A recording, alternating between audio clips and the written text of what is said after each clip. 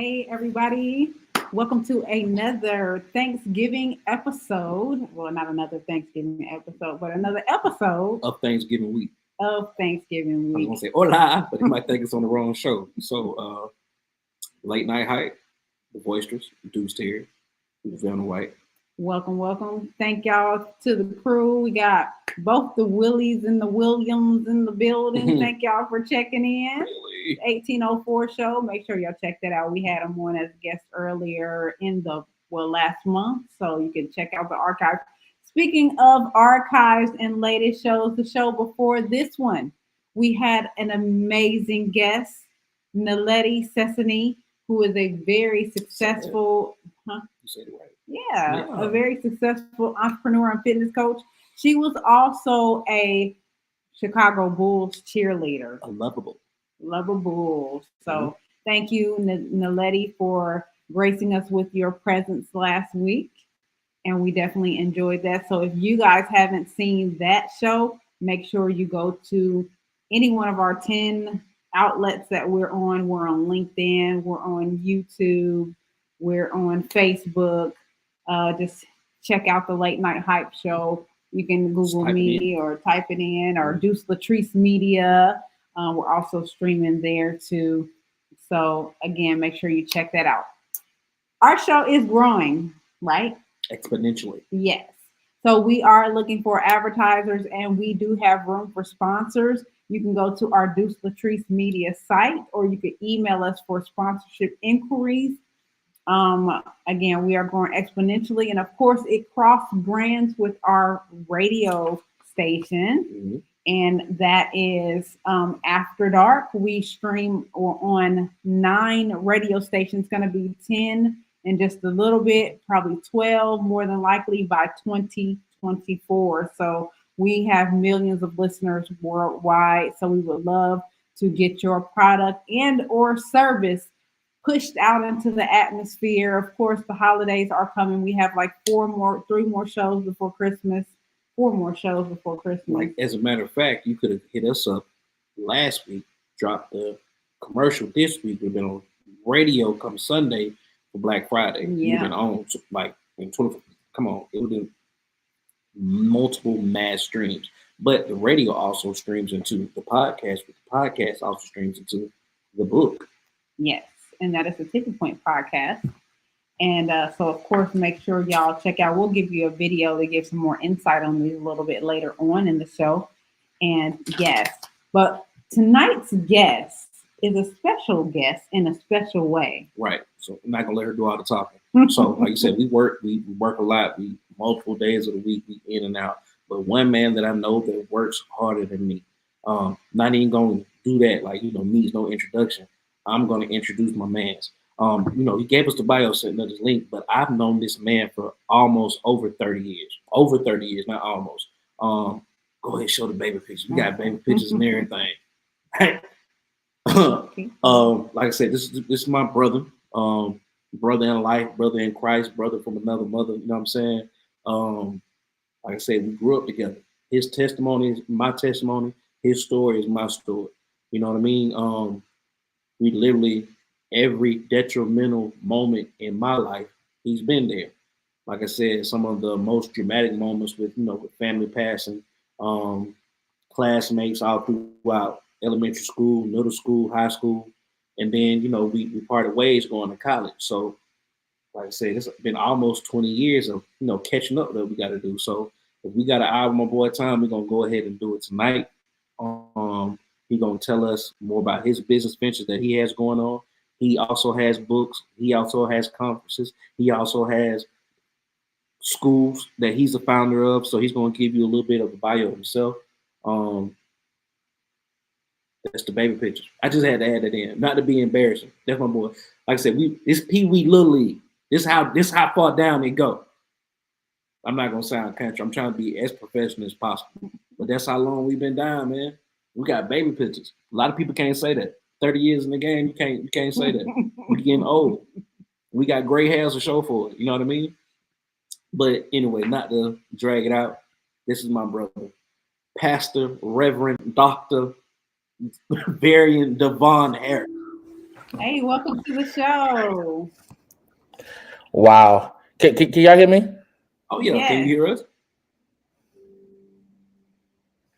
You can't hear us?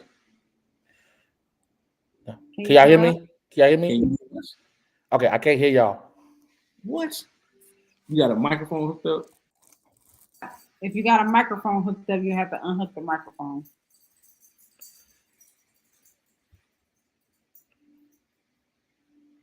Text them and let them know. Uh, So for the while we're troubleshooting, guys, shoot, run the video. for those of you who are checking in, let us know where you're checking in from, city and state. We got music heads in the building. Thank you for checking in. Oh my goodness. All right. Let me see. We're gonna do some tech for it. What video you want me to run? The one I put. Okay. Upload.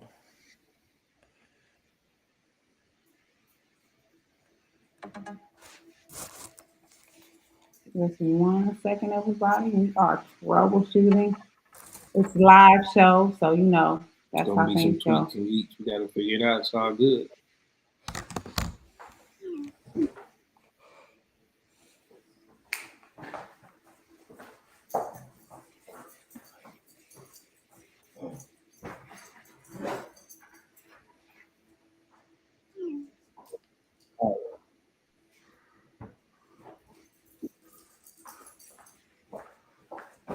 Are we still troubleshooting? Yes. Can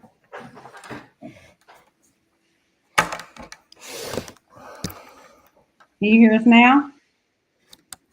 Oh, you probably can't hear me. Okay, I get it. Can you hear us? Yep, testing 1 2. Can you hear me? It ain't gonna not damn one. All right, so you heard the intro, right? You heard the spectacular bio I gave. You didn't hear none of that. I hear none of that. But I you hear saw none the of big that. pictures. Yeah, I saw the football baby picture you put up there for me. Yes, sir. I had to get it pulling on that. Yes, sir. All right, but Man, like I was saying, we've been friends for over 30 years. Brother from another mother. You know what I'm saying? I was telling the people that basically your testimony is my testimony, your story is my story. We lived and grew up together. We spent the night over each other's house, ate at each other's tables. When things were going on in life where you didn't want to be at home, you was at my house. I didn't want to be at my house, I was at your house.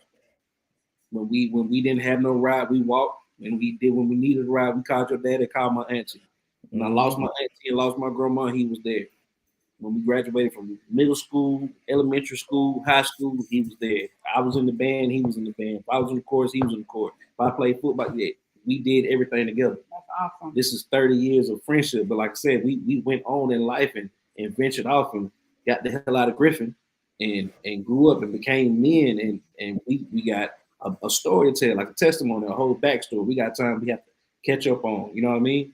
And like I said, with the next hour or so, it's more so about you instead of about us. I had to go and let them know the deep rooted kindred brethren that we have together. So, like I said, once again, coming to you live, Dr.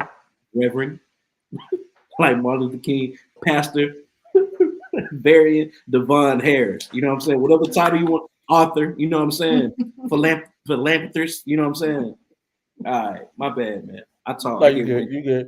You good, man. Man. Like I said, go man, ahead. it's an awesome time to be here, man. I mean, it's been a long time, but man, I'm just Well, glad. Can you hear me? we made it. We Right, we made made it. it. We made We here. it. All right, go ahead, my bad. Like we made it here. I mean, over 30 years of friendship, man. And nothing like brotherly love, man. No matter what we've been through, we always had each other back.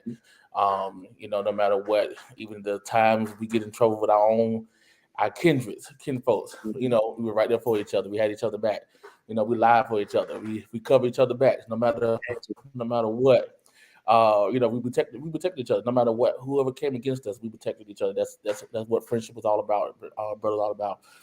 Even though I got brothers and sisters, but I would say Deuce was a brother to me no matter what throughout everything.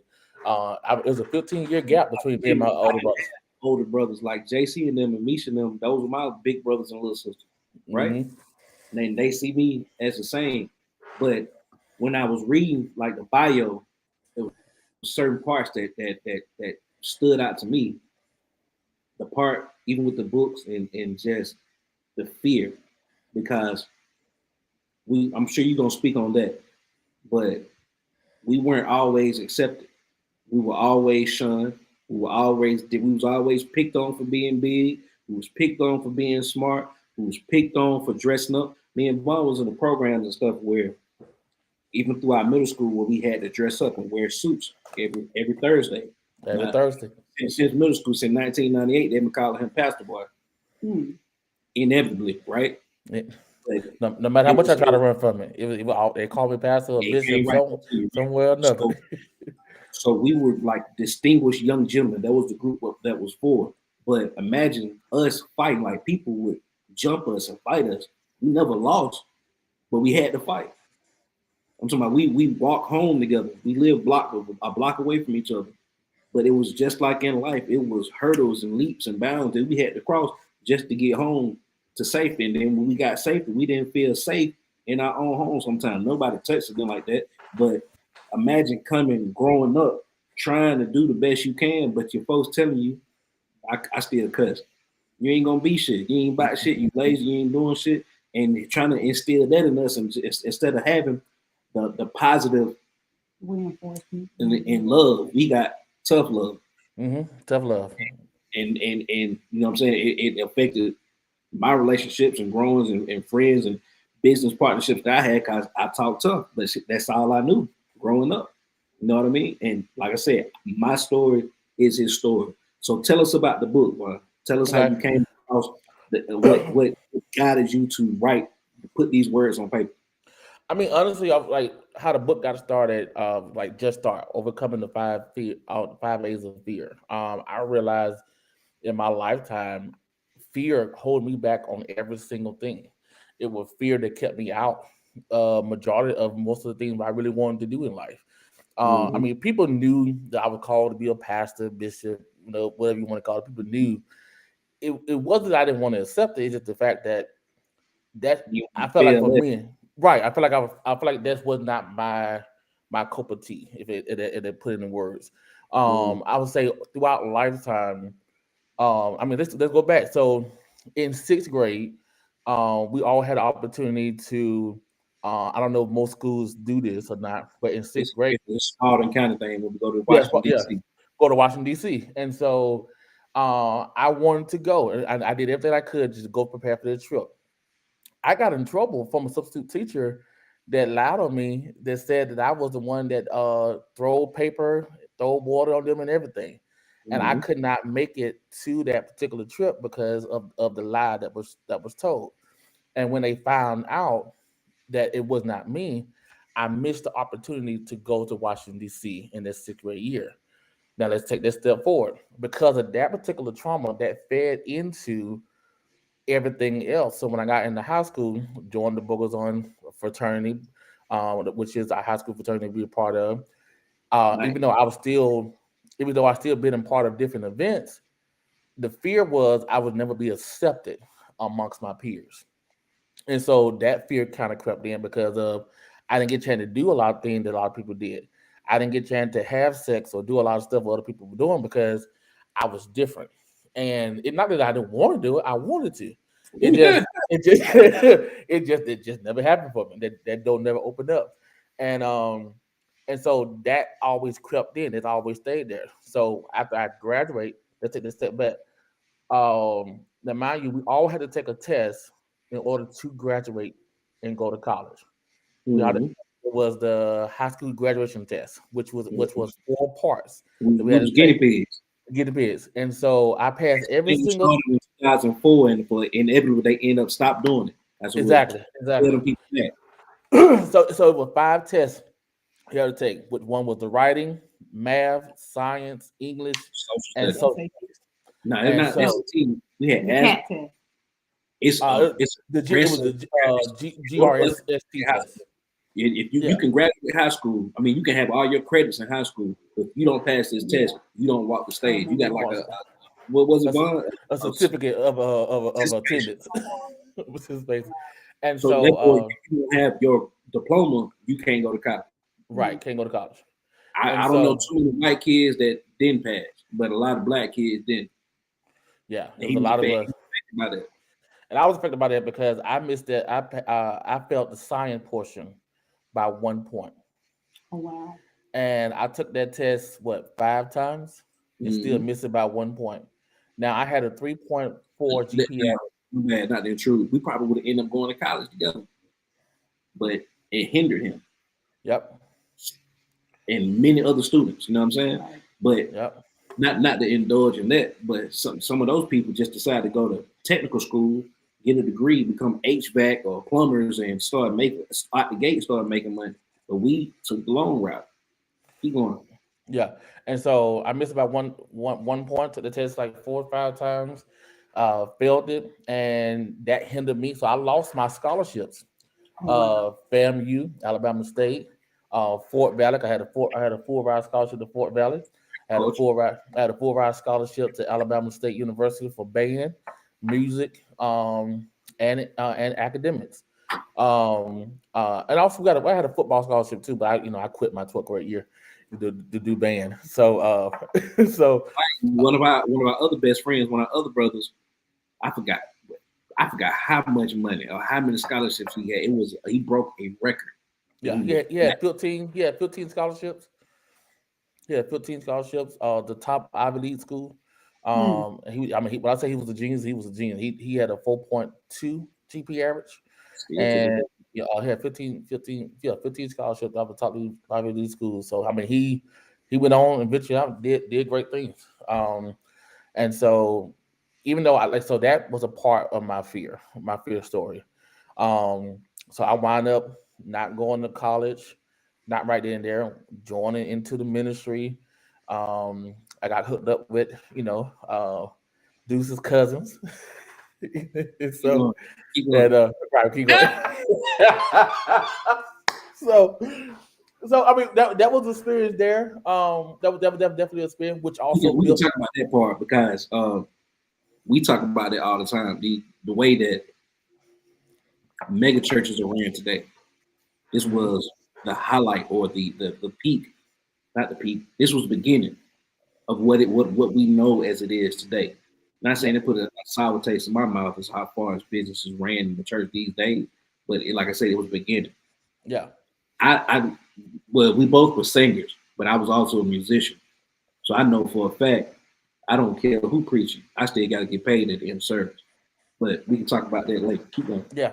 So going through that experience, that was a built-in fear because in that time when I did not go to college, I was already feeling less confident about myself because I felt like a failure. I felt like I was not going to achieve anything. I felt like things were just going to be continuing being hindered from me. I'm not going to be able to do anything. And mind you, I still had dreams, had vision, have goals, but I didn't have no ambition about starting anything. So go back. You had to prove yourself at home. You had to prove yourself to your family. Your father was a preacher, so if you want to prove yourself in ministry, you got to prove yourself to all these elders, all these other preachers, all these preachers your age, and your daddy. Yeah, my daddy. Man, you had to prove yourself in football. You had to prove yourself to women. You had to prove yourself to men, amongst your peers. Yeah. Keep going. And then not even with that, as soon as I went to the church. As soon as I got the call into ministry and accepting the call, I went back to my dad and said, "Hey, Dad, I feel God called me to preach." No, you didn't. No, you didn't. I said, "Yes, he did. He called me. And I feel called, feel anxious. This is what the Lord told me to do." And my dad rejected me. He rejected me from being called into a pastor. And the reason why is because he didn't want me to go through the experiences what he went through. So what he knew was to put out rejection towards me. Mm-hmm. So that was embedded. So wound up going to college. I was doing seminars and webinars and hosting student-led conferences. So I've always been a leader. I've always been that full person that always doing something for the community, but I still always had to fight against my peers because of jealousy. And so hold on before you right there at that moment, right? So like I said, when I went on and went to college, we had always had each other's back. not like Batman and Robin, but we did anything in school as far as leadership wise, singing wise. Like we always had each other. We went on in life and had to do it without each other for the first time. Yeah. And during that time, I felt like I didn't have nobody that had my back. Mm-hmm. This was the first time ever in history I'm now in a place that I don't have backup. I now have to fight for myself. Mm-hmm. And so, but this time I couldn't cuss like I used to. So, so people knew me back at home that I cuss you right out. That was, So bad. You couldn't even I was, understand. you couldn't understand nothing I said, but you just knew you got cussed out real good. But you There didn't you go. understand nothing I said, but it came out real good. And so now we just cuss you out in holy tongues. I just play. but but like during that time, you know, it was just so much fear built up in me. And then I got married. Oh, I'll tell you back. I left, went to college, undergrad Really. here in Atlanta. Then I left here, moved from Georgia to Virginia. Now, when I moved to Virginia, I didn't have nothing in my pocket when I moved to Virginia. I had $20 in my pocket when I moved to Virginia. Um, I went on the Amtrak train That's station. that's what's against well go moving to Virginia was against well wishes too, right? Your folks didn't want you to move go to Oh Virginia yeah, either, right? no, Not they not going want. to a seminary school. That's not how what as we've known, because we got some dirt road backyard preachers where we from. Mm-hmm, Going to a professional seminary school and getting a degree in seminary. That wasn't the path that we've known. mm-hmm. So who directed you, who talked you into going all the way to Virginia instead of a school or seminary school in Atlanta? It was Just to actually start my it was or actually my mentor. I was a librarian at Beale Heights University while I was like doing work study. And so it was Mr. Michael Johnson who actually encouraged me to go. He said, you need to leave Georgia.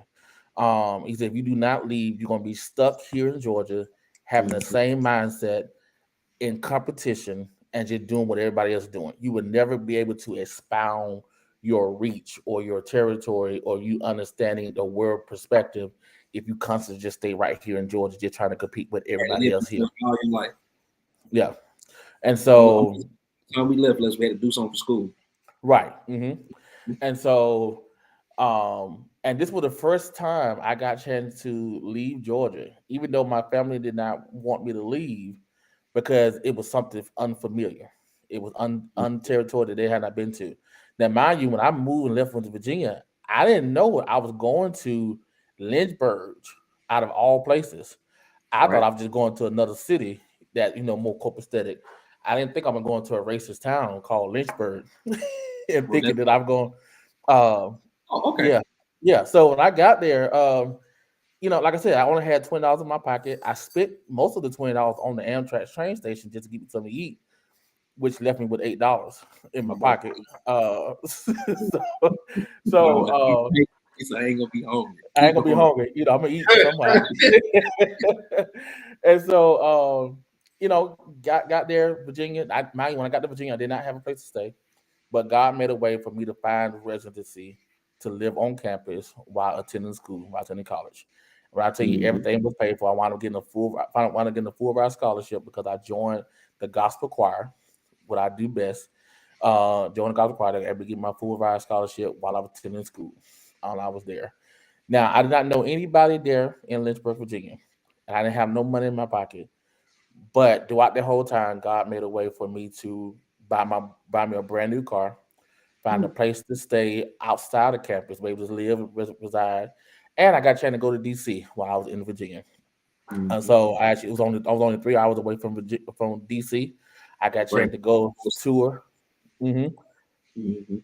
So I got a chance to go tour DC, um, tour everything about DC. I got a chance to go to Howard University to Mm. sing in the divinity school. I sung at the chapel of divinity there, and I'm out doing a lot of politics stuff in Virginia because I was a part of the Democratic Party on campus, even though they kicked the Democratic Party off of campus because Mm. Liberty is a Republican school. Them Um, solos is different in college than they did in high school. Then right, they hit very different. Come on now. I got to go back. I ever told you this. So I got the most embarrassing story. I showed that. I had to do a solo one. Which I got off album. It was so embarrassing. Right. And so but it was a great experience. But then I met my significant other during that moment. Came back to Georgia, got married, and during that time, the book was released after my divorce.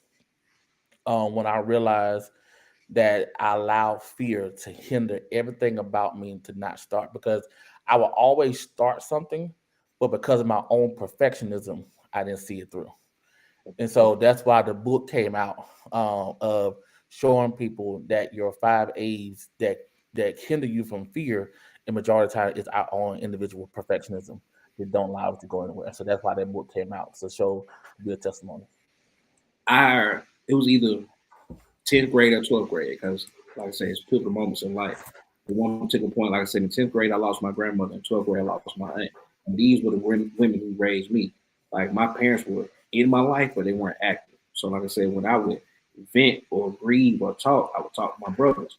So I remember one particular discussion, like the biggest fear that we had in life in high school. Now, this high school, us not paying no bills, had never really been out of Griffin, didn't know what the future held, that we did not know we could end up homeless. That was our biggest fear. Prior to that, my biggest fear was losing my grandma and my aunt. And then it happened because I didn't know what I was going to do. Years later, he ended up losing his grandmother. You know what I'm saying? So we grieved, we shared that, but our biggest fear was not knowing. Now, not saying to bring, like I said, to bring it back full circle, I wish I can go back. We about to be 40 years old. It's so many things that I would go back and change and wouldn't do. Like, not to put it like TMI, but like he didn't lose his virginity until he got married. He saw me lose my virginity. Like, he was there. You know what I'm saying? Like, I wouldn't have did half the stuff I would have did had I would have known what I know now. But patience and virtue versus I don't know, like, I'm not saying made mistakes in hindsight, right? Yeah. Exactly, hindsight 2020.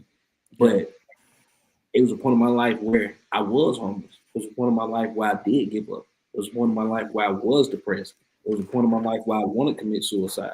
Like, I went through all those things because of the fear I instilled in myself as a child of not knowing. But you have to find the will and the way to bring yourself up out of it. Not saying like that, but hell, once I got me some money, I was fine. You know what I'm saying? Once I found love, I was okay. Once I got around my friends, I felt better. You know what I mean? Mm-hmm. And that's a part of the story. That's a part of the testimony. That's part of the journey that you go through in life. But they didn't teach us none of that. Like I said, all we had was tough love. And I can say wholeheartedly, like, our parents went to the same high school, grew up in the same neighborhoods. They grew up together. They were friends. My uncle and his dad played football together. Like, it was the same household, basically. You know what I'm saying? Amazing. Keep going, bro. My bad. No, you good. You good. I mean, it's like just looking back, like you said, like looking back over time, just to see how far you come. Like even where I'm at right now, I'm still yet growing. I'm still yet learning. There's still a lot of things that I still want to get done and get accomplished. And as a man, there's still a lot of things that I still do not know. Right. As a man, because I did not get all the things. Got more questions now that we grown. Like, I would have expected to learn a lot of things before I got married. Right. With yourself or just in general? I'll say both, because there was a lot of things that I did not know. My mindset in marriage was still the same mindset I was in college. Living I know for sure we didn't believe in divorce. Didn't believe in divorce. Oh, no. At all. Didn't believe in divorce at all. And so, and then budgeting, finances wise, that is something that was not being taught at home. Right. So to now to learn it now and to see how my marriage ended because of finances. You That have to go through some things to yeah. want to budget, because not saying in my household, but particularly my mama today, my dad is, when they get some money, you got to spend it right then. Yeah. You And know and what I'm that was saying? that was the mindset that was taught, Mm-hmm. because that's what we saw. We saw the behavior and the mannerism of our parents, because as soon as they got the money, it was gone like that, because of bills, because of resources. They just didn't have anything extra. Now, I mean, yes, we had a roof over our head, but still at the same time, the lack of finance was never there. You know, we was poor. We was poor back We were then. poor. Yeah, we were poor. We were poor. Because the way that our family provided, we didn't know. I didn't realize I didn't realize that I was poor until I ain't gonna say poor. I'm gonna say I was in between blessings. Let's say it that way. Right We was in on. between blessings. And the reason I say that is because my parents never showed the lack Mm-hmm. until I left. So everything I wanted, I got it. They paid for my band practice. They because I played tuba. I was tuba player. Tuba costs a lot. I couldn't take the tuba home, so I only could pay for the mouthpiece. Right on. So the mouthpiece alone was But you better not $200. practice. Right, I could not practice. The mouthpiece alone was $200 by the mouthpiece by itself. Mm-hmm. Football practice, football. So that, I mean, I played football from little league all the way up until high school. So he had to pay. They had to pay for that. All the field trips that he went on, they paid for that. Mr. Travis going to Disney World in the band. Every Yep. uniform, school pictures. So they and like I said, we done broke bread together since we were little. Meals are hard to come by now. We grown, but it was never a question to sit down at the table and feed this child. This ain't even my child. You know what I'm saying? And vice versa. It wasn't no problem. Mine eat over here every day. You know what I'm saying? It didn't help or hurt nothing. That's my brother. It wasn't they didn't mind. But like growing up, ain't no way. I'm me as a man, not even making minimum wage. You want me to pay light bill, phone bill, cable bill, internet, and on top of that, you want me to pay life insurance, health insurance, dinner insurance, and then we get married. You want me to be physically and financially responsible for a whole nother person. Ain't no way, America. You again setting us up to fail. How am I supposed to succeed? How am I supposed to maintain? How am I supposed to be successful in life as a man, as a married black, like, you know what I'm saying? So you head that way on marriage. Keep going. I cut you off. And so so there's a lot of things that I had to learn. I'm still yet learning. And then also as a black man, we also had to realize that it was okay to be vulnerable. We didn't get that growing up. Because anytime I cried, I always got the slogan, "Nigga don't cry, sissies cry." Come on, pop from. Yeah, pop from. So ain't no cry here. Boys don't cry. Boys don't shed no tears. You a sissy, you a punk if you cry. So it was a lot of things that tore us down growing up, that I did not know how to matriculate or how to express myself in a marriage or any relationship at all. Because when your wife want to be vulnerable with you and be open with you, only thing you can, I smiled about every single thing, because that was my copinism, that was my way of doing things. So anytime she's crying, I'm like, that was it. I laugh with you. It was my goal to make you. Yeah, it was. Like, let me make you laugh, because I ain't got time for you crying, because there's no sense of you crying, ain't no point of you crying. But at the same time, I had to learn how to let my feelings go throughout the whole process of that. So, like, everything you see everything you read in that book, you're gonna see my journey, but also you're able to see your journey of what got you to the point of you realizing what fear, and how did it get there, how did it start, and how you can overcome that very fear. Because at first you got to accept the fact that you were in fear. Number two, you got to acknowledge that you're in fear. Number three, you got to analyze where that fear come from. Number 4, you need to evaluate the fear. Number 5, see the fear as being something as an accomplishment, because some fears are there as more of a positivity to get you to the next step, because it's okay for you to do it in fear. I think that's a lot of time in business and entrepreneurship. They always tell us that, oh, ain't no fear there, ain't no fear there. Yes, it is. It is fear in entrepreneurship, but it's okay And that's for how you I'm to. just about to segue into that, because you have had many, just that was a personal life, but I done seen you with a bunch of jobs. Like, you ain't scared to get no money. Making the money, keeping the money, spending the money, one thing, but you gonna get you a job now. You'll make you a job now. I'm gonna make me a job. Yeah, One way or because another. most mentors, when they tell you to start your journey, like you said, just start, just do it. You got to start somewhere. Don't be scared. That's another part or point in the book. Speak on that. Like, when did you know, besides being in the ministry, that you had the entrepreneur bug? Like I said, I don't know if it's a hometown thing, because that's just people in Griffin, period. But I know my dad and I know your dad, right? Mhm. But as I- we went into the world, we became entrepreneurs. So Mhm. speak on your entrepreneurship journey. I think the entrepreneurship journey started for me when my granddaddy had that grocery store across the street from the pepper. Um, my granddad was the beacon of our family. He was the one that, um, he the one that bought himself out of slavery. He the one that bought the land that we had in Kilntown. Mhm. He built that house from scratch, brick by brick, mortar by mortar. He built it. He had land behind the house that had peach tree, we had apple tree, we had pear tree, we had, and behind that field we had a whole field that we played baseball in the back. Anytime we go to the back, so the whole people in the community would go to that field in the back just to play baseball, and that was his land that he had. Your Um, granddad, because my granddad was the first person to start Negro League in Griffin. Your granddad was the first black. What now? was the first black to have a black-owned grocery store That's right. in Griffin. And so the mindset of entrepreneurship has always been there in the family. So it was a wealth transfer, and so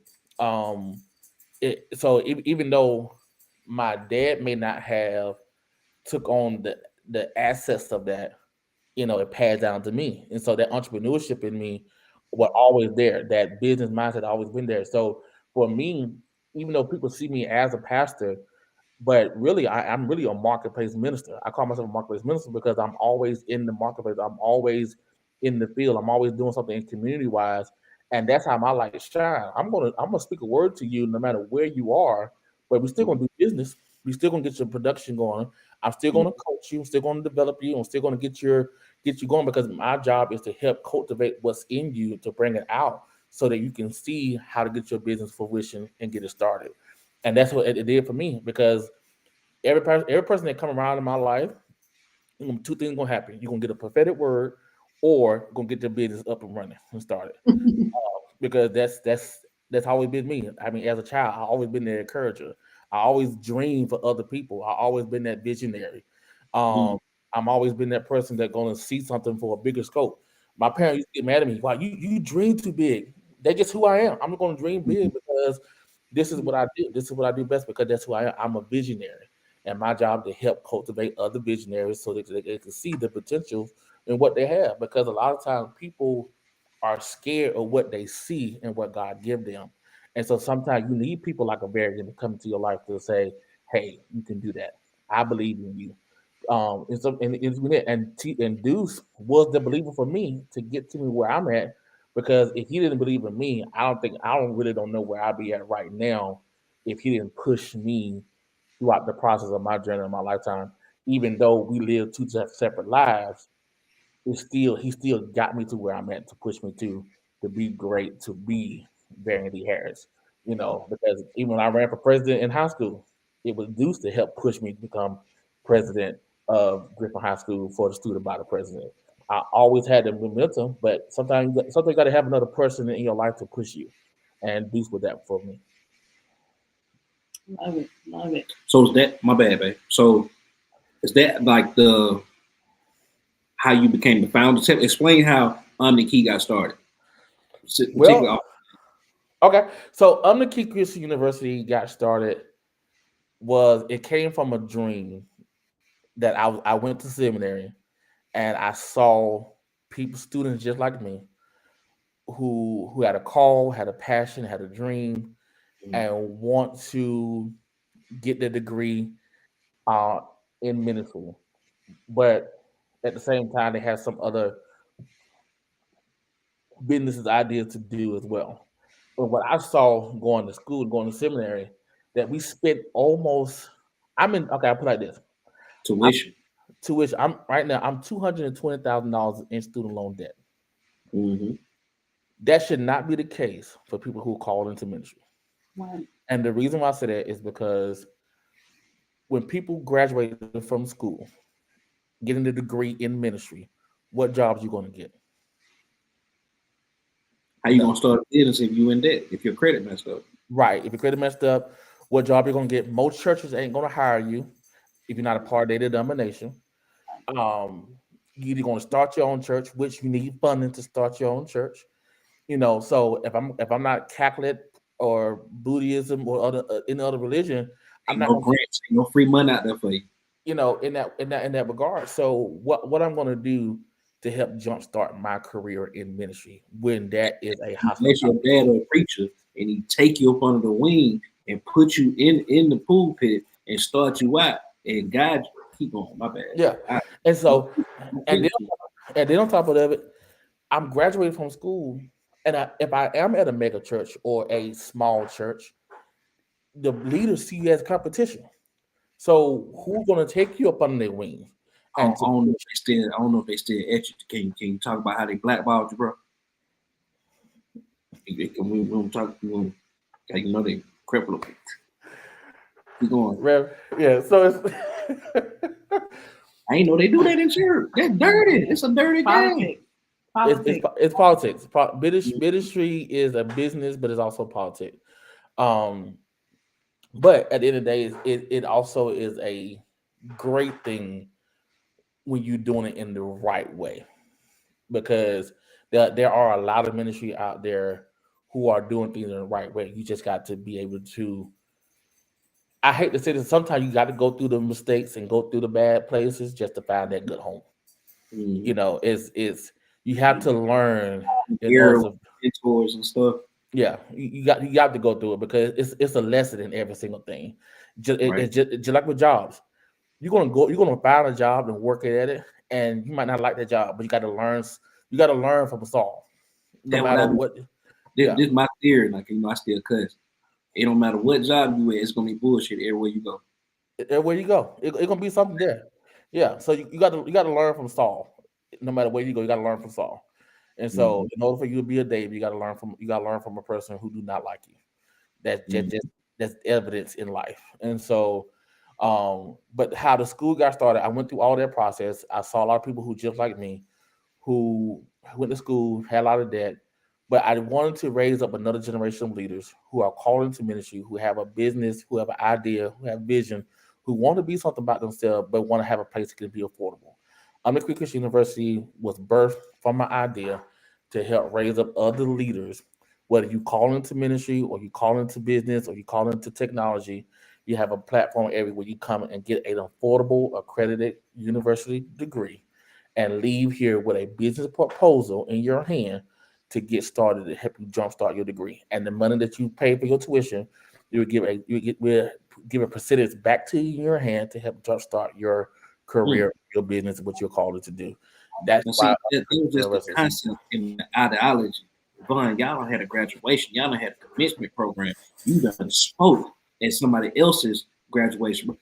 How did it get to that point? Like, was it a helping hand? Was it other people who helped involve themselves? Was it like so the school we had a silent partner. I met him at a millionaire mastermind class. He bought the university he paid $25,000 for the university. I just had the vision, had the concept, had everything. But the reason why he could not fulfill the obligation of running the university was because he got he got hired on at Purdue University, Oh, and the as conflict. the conflict of interest, Mm. and so he had to let the school go. So he was assigned. So he called me up. He said, "Hey, I feel like the Lord told me to give you this school because I can't do anything with it." I, And he said, "Let me So give if you." they came with the accreditation, how did you get the accreditation? So the credit, so it came with accreditations.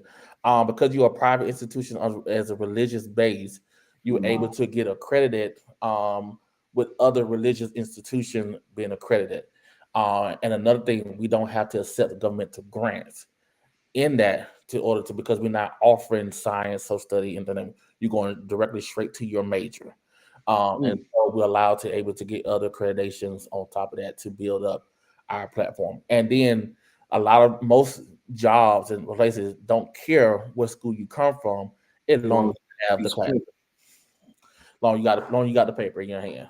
Um, and so with that being said, so with that being blessed into my hands, I was able to jumpstart this university by honoring people with an honorary doctor degree.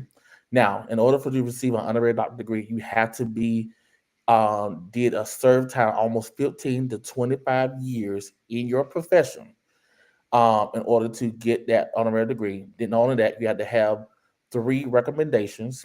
You also have to have a book or some type of article written about you. You also had to serve some community hours in the community that you have served in.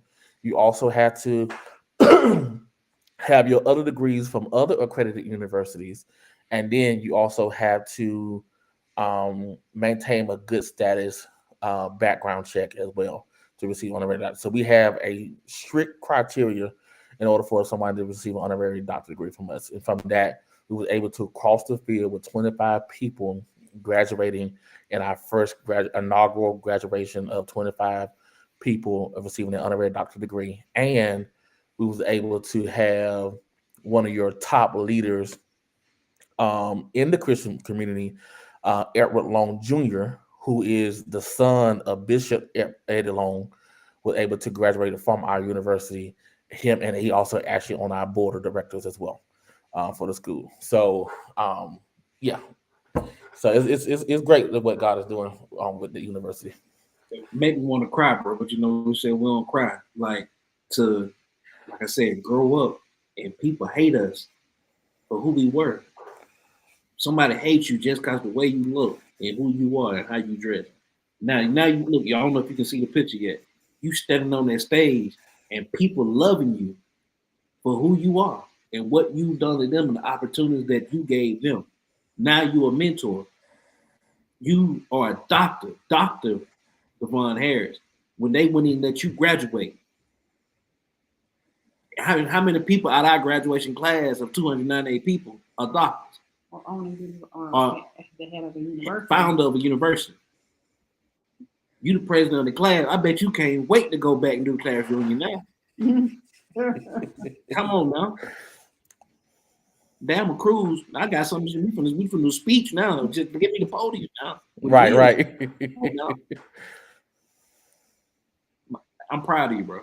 Absolutely. That's amazing. That's an amazing story. And when we say 30 years, I'm talking about a long way. Just broke not too long ago now. Right. Come on now. So from your humble beginnings coming through Griffin and doing the book, showcasing your journey onto Omni, and then of course you have this amazing write-up in Voyage magazine that kind of chronicles everything. What do you see for yourself? What is next for Dr. Varian Harris? Tell me about the conference, man. Well, this December the 9th, we have a conference coming up. Dr. Lavelle Moore, she's hosting a conference called the Prophetic Thrust. Mm-hmm. It is a conference where people come together and to hear what God is saying for your next dispensation or your next year, and us to prepare ourselves for what's to come, what's coming down the pipeline, what's coming, how do we prepare ourselves as a church, how do we prepare ourselves as a business owner, entrepreneur, just to get our spirit more alert, but as well as get fed before we cross over to the next year. I think some people wait to New Year's Eve to get Mm-hmm. their resolution, but we do it right before that time because I think a lot of time we need to prepare before you cross over. And this is the time you can come together and connect with us as you prepare to hear what God is saying for your life as you get ready to cross over to 2024. And so I'm one of the keynote speaker, and I'm get my job on that night is just to thrust you forward to your beginning and to your next level and to speak what God is saying for you for the next journey of your life. What else do you have planned for 2024? 2024, we are rolling out something big with Key Christian University. I already signed the papers for it. Right now I'm just waiting on the connection. We just partnered up with a major institution out of Europe, and so which is a technology company and technology institution. Man. And so when I say we get ready to take the world by storm, we're going to take the world by storm because we partner with a technology institution that be able to open up platforms for people who want to get their IT certification. They now can come to us at an affordable rate. And so that kind of opened up a lot of doors there with the university. But I'm also working on my next book called Chosen, being selected from the crowd. This is my second book being released next year, and then I'm also writing. Also, my third book should be coming out at the end of the year, dealing with my journey towards ministry succession. So that'll be the third book. So about 3 years ago, I woke up out my sleep. He would say it's prophetic, but I had a dream about my brother. I waited till the sun came up to call him, and I was like, Ron, he told me to tell you to put it in a 13-part series. I don't know how, I don't know when, I don't know what you're supposed to be doing, but I saw you on stage. But he told me to tell you put it in 13 parts. You think now you've been on stage now? You think it's gonna be 13 books, bro? It's gonna be I have the crazy part about I have 13 books written now. I already got the titles out of every single one of them. I just don't just waiting on the illustration to come so I can start writing each one of them. I seen it 3 years ago. I believe it. I'm sorry. So that's coming out, and then I partner with a couple of people, a couple organizations to help with credit restoration, home buying programs. We are actually going to Griffin on December the 3rd. We're hosting a home buyer seminar at 4:00 in Griffin to show people how they can become home buyers by using federal governmental grants and funding that's in the community right now. The people who do not have homes or do not have the money to afford housing, they can able to get homes. So it is actually can be utilized all across the United States, but we're going to Griffin to show people at Griffin that they're able to buy homes by using federal government grants in their areas. Tell your classmate Rick Claude, tell him help you out. Go to McDonald's, tell him put some on it. Right, because he right there in Forest Park, the city manager in Forest Park. Right. And one of my classmates from Albany State, she the mayor of McDonald, one of them. McDonald. And them and Centel, they just like this now. Tell them write the check. Right. We need somebody to come back. We need somebody to come back to run for mayor of Griffin. So they Mike Kim them can't do it all day. Like, no, it's hey, come on now. We old now. We aunts now. Yeah. So one of us go back and run for mayor. They say you want to do it. I bet you won't do it. Who, me? I bet you won't do it. I don't know. I got 3 more years to see. I got some credentials on it now. Right. I can go back and do some work now. That is absolutely amazing. So you got the conference on top of that. So, ladies and gentlemen, this has been a spectacular night for us. I don't know if you've seen our numbers tonight. They've been all over the place. Great comments. Yeah, great interaction with our audience. So I try to be as professional as possible. This is my brother. This man know me. I apologize if I didn't give you the radio voice. If I didn't give you Terry. Check us out on After Dark. That's our radio. All right. Yes. So everybody make sure his information is scrolling at the bottom of the screen, www.varianharris.com. Dr. Harris, can you tell us how we can reach out to you on social media? I'm pretty sure it's on your website, but what are your social media handles? My social media handles are Dr. Varian D. Harris. That's on Facebook, Instagram, and LinkedIn, and TikTok, and YouTube channel. You be doing dances on TikTok, Pastor. I, Hey, I forgot what I said. Don't. Not the pastor. No. I would try to blend in with the people, so you know. Cool. Yeah. Pastor, no. Right. But once we edit and drop it, man, we got some edits. We're gonna tag you in. You can use this as promotion for all endeavors and accolades that you got going on. Like I said, check out our page. Make sure you share. Help your brother out. We support your black business. You help support ours. We can only hold you for an hour, my brother. I love you. I'm gonna hit you up tomorrow. Okay. Love y'all too, man. Love y'all too. Give Mildred some sugar for me, and let Uncle Frog know that Uncle Zach did a Fairmont Museum, and they gotta check it out. For real? My boy, Uncle Zach moved back home. Yes, sir. Okay, I'll tell that. Tell Mother Turnipseed it's good to see her. I got to come back down there to see her. I'll be actually being Griffin on. She's in here. She's coming. Yeah. You can see it at the bottom. She on the live. She can see you right now. Love you, mother. All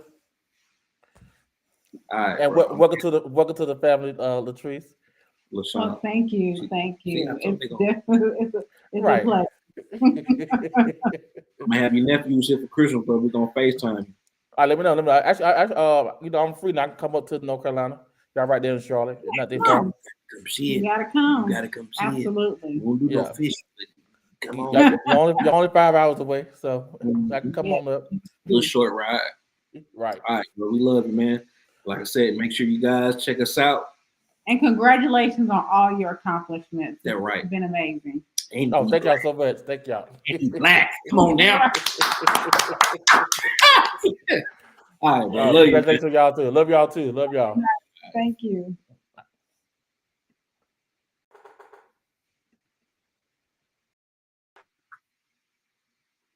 All right, what a wonderful show. Thank y'all so much for hanging with us tonight. This has been an incredible audience tonight for all the interactions, the comments. It's just that it's been amazing. It's getting better and better. Like our numbers are going up. Got a couple of thousands on Deuce Latrice Media now, and of course the radio numbers are going up. And we're gearing up for our big campaign next year. Radio is relevant. So basically, 2024. So basically what we will be doing, and we want to make sure you guys get a jump on this, because once it goes like fully live, the prices to get involved with these advertisements are going to be going up.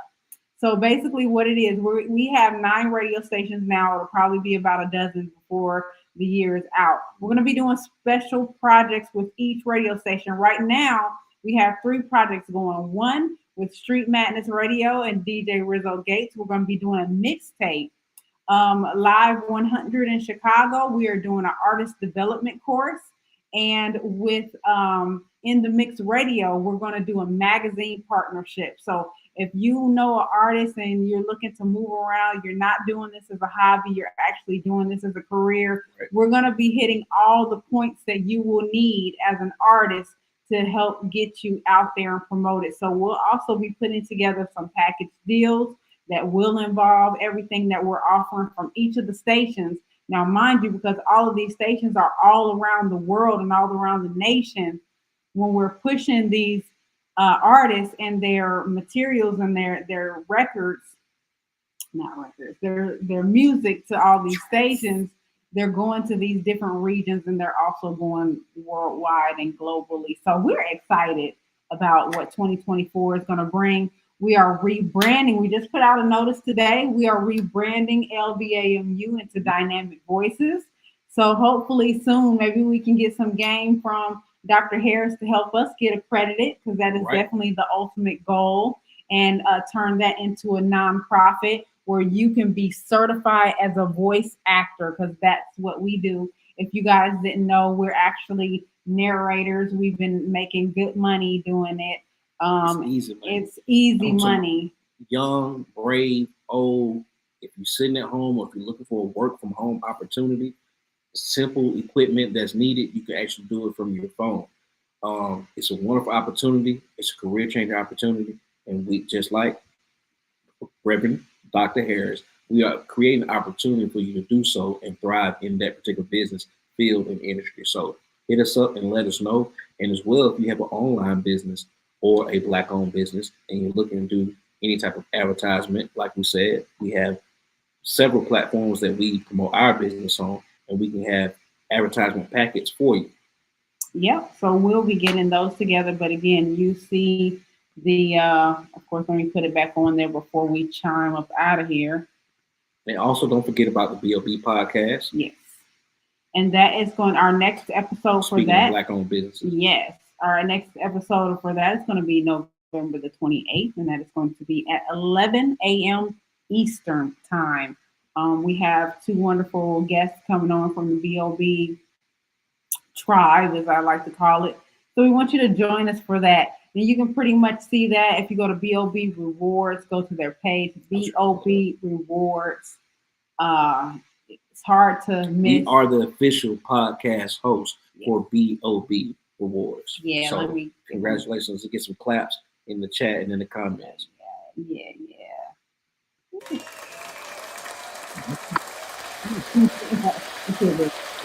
Right. He's black. Woo. Yeah. So again, thank y'all so much. We're going to close out with our video telling you guys about our books. If you have not already, please make sure you check out those. Yes. So it is Tip the Damn Waitress and Black People Don't Tip. Yes, it is controversial, but yes, you do need to read it to see why we said that. But with that being said, we wish you, whoever celebrates or whatever you do, taking advantage of this wonderful off day, or whatever you want to call it. Happy Thanksgiving to you and yours. I know my mama watching. If anybody got some real pie, some real sweet potato pie, hit my line. Let me know. I want my pie this color. I love you. I want my pie orange. Good night.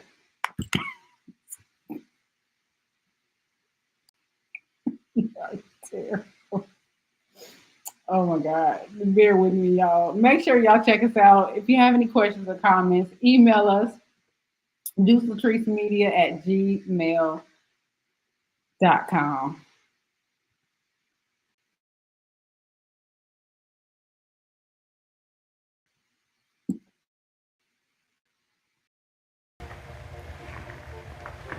Hey there, my name is LaShon Smith, aka LaShon the Boisterous. And I'm Deuce Terry. Since LaShon and I have been together, we've had a lot of fun and unique dining experiences. We both have a background in the pink collar industry, such as restaurants, hotels, and witnessing the evolution of the industry simultaneously. We got to thinking, what drives a man or woman to thrive in or continue to work such meager wages? While pondering this, we started searching in depth about the pink collar industry and found out the origins of the ways the laws were passed were pretty sinister and predatory, and really only benefited the, at the time, white business owners or restaurant and hotel who once had free slave labor, now having to adjust to finding a way to generate the same profit, if not more, and still get away with dirt cheap or damn near free labor. The term pink collar industry is derived from the fact that these service industry jobs were dominated by women, and mostly Black slave women. Allow us to introduce to you the first of a series of books called Tip the Damn Waitress. This book dives deep into the origins, history, and expound on many reasons why this industry still needs such heavy reform. Many people don't know that most waitresses really make around $2.13 an hour, and in most cases, give or take. They depend on your patronage as the customer and their servitude to make up for what the restaurant owner should really be paying. But they use laws and crafty legislation to get around this. And before you knew it, the below minimum wage compensation practice spread far and wide, allowing restaurant owners to capitalize on nearly free labor. It's almost like working every day is a gamble to whether they get paid or not. This far supersedes any customer service issues. Before you go on your next dining excursion, we implore you to read the first installment, Tip the Damn Waitress, to learn about the pink collar industry and why, hear me out, even if you get poor customer service, you may still want to consider tipping, and why this is an important principle, that this is just the tip of the iceberg of a century-old problem. We immediately followed that up with our second book, Black People Don't Tip.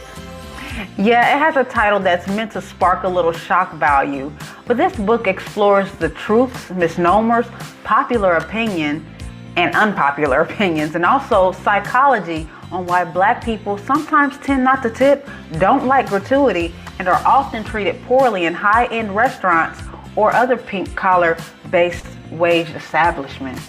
Our goal is to have the tough conversation on this topic and promote educational opportunities, even spark the change in the way that people think when they dine or enjoy service-based facilities. That depends on tips as a consumer, how they think about the customers, and as a restaurant of pink-collar service-based owners.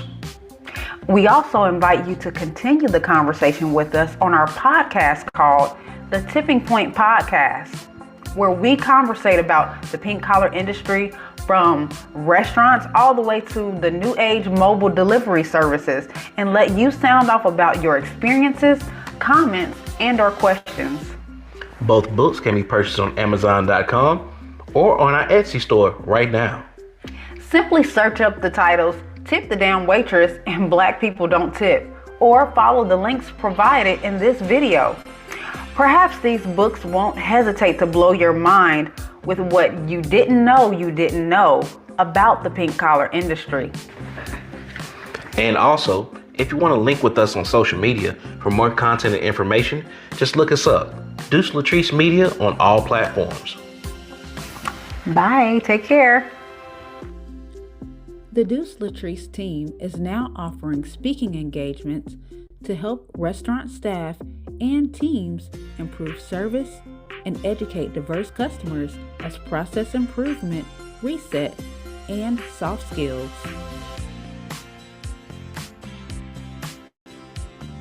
Education is key. To book us to come and speak with your restaurant staff or management teams, email us